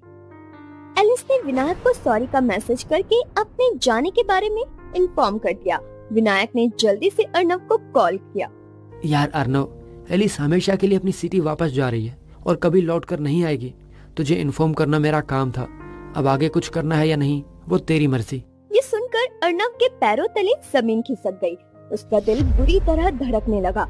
उसने बिना सोचे समझे गाड़ी में बैठ फुल स्पीड से स्टेशन की तरफ अपनी गाड़ी बढ़ा दी। बहुत ढूंढने के बाद उसे एलिस नजर आई, जो अपने बैग्स के साथ अपने आंसू पोंछते हुए ट्रेन की तरफ जा रही थी। अर्नव भागकर उसके सामने घुटनों पर बैठ गया और उसके हाथों को अपने हाथ में ले लिया। एलिस, मत जाओ एलिस, मुझसे बहुत बड़ी गलती हुई। तुम्हारा प्यार भरा दिल तोड़ दिया। मुझे माफ कर दो, प्लीज मत जाओ। ये मोमेंट देखकर स्टेशन पर आए आसपास के लोग इकट्ठा हो गए। किस हक से रोक रहे हैं मुझे आप अर्नव सर? कल आपकी शादी है ना, तो यहाँ क्यों टाइम वेस्ट कर रहे हैं अपना? जाइए, एंजॉय कीजिए ना। और सब कुछ छोड़कर तुम्हारे पास आ गया। प्लीज एक मौका दे दो। मैं तुम्हारे साथ जीना चाहता हूँ, तुमसे शादी करना चाहता हूँ। तुम्हारा ये सब बोलना जायज है। मेरा झुकाव तुम्हारी तरफ था, पर मैं समझ नहीं पाया कि ये प्यार है। पर जैसे ही मुझे पता चला कि तुम हमेशा के लिए यहाँ से जा रही हो, तो मैं खुद को रोक नहीं पाया। नहीं सर, बहुत देर हो चुकी है। अब मेरा दिल और उसके टुकड़े अब बुरी तरह टूटकर बिखर चुके हैं। सॉरी, पर मुझे जाना होगा। एलिस अपना हाथ छुड़ाकर ट्रेन की तरफ जाने लगी। नहीं, प्लीज, तुम मुझे ऐसे छोड़कर नहीं जा सकती। मैं तुम्हारे बिना नहीं जी सकता। एलिस मत जाओ प्लीज, एक मौका दो प्लीज। मैं तुमसे बहुत प्यार करता हूँ। आई लव यू एलिस, रुक जाओ प्लीज। अर्नव चिल्लाता रहा, पर एलिस रोते हुए ट्रेन में बैठ गई और फूट फूट कर रोने लगी। ट्रेन कुछ ही देर में वहाँ से चल पड़ी और अर्नव वहीं ढेर हो गया। वो खुद को ही कोस रहा था, फूट फूट कर रो रहा था। एलिस का दिल बुरी तरह धड़क रहा था। अचानक से वो घबरा उठी। ये मैंने क्या कर दिया? नहीं, मुझे जाना होगा, मुझे अर्नव के पास जाना होगा। इतना बोलकर एलिस ने इमरजेंसी ब्रेक दबाई। वो तेजी से ट्रेन से उतरकर भागी। अर्नव ने अपनी भीगी आंखें उठाकर देखा तो एलिस भागते हुए रोते हुए उसकी तरफ ही आ रही थी, जिसे देख अर्नव उठकर तेजी से एलिस की तरफ भागा और दोनों ने एक दूसरे को अपनी बाहों में भर लिया। दोनों फूट फूट कर रोने लगे। अर्नव, मैं तुमसे बहुत प्यार करती हूँ। मैं तुम्हारे बिना नहीं जी सकती। मैं भी तुमसे बहुत प्यार करता हूँ। कभी भी तुमको खुद से अलग नहीं करूँगा, आई प्रॉमिस। दोनों ही मुस्कुरा उठे। दोनों की आंखें आंसुओं से तर थी। अर्णव ने एलिस के होठों पर अपने होठ रख दिए। दोनों के अंदर जैसे सुकून भर गया था। Love FM।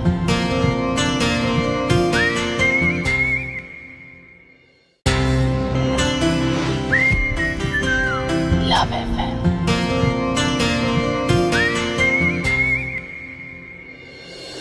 Hello sir.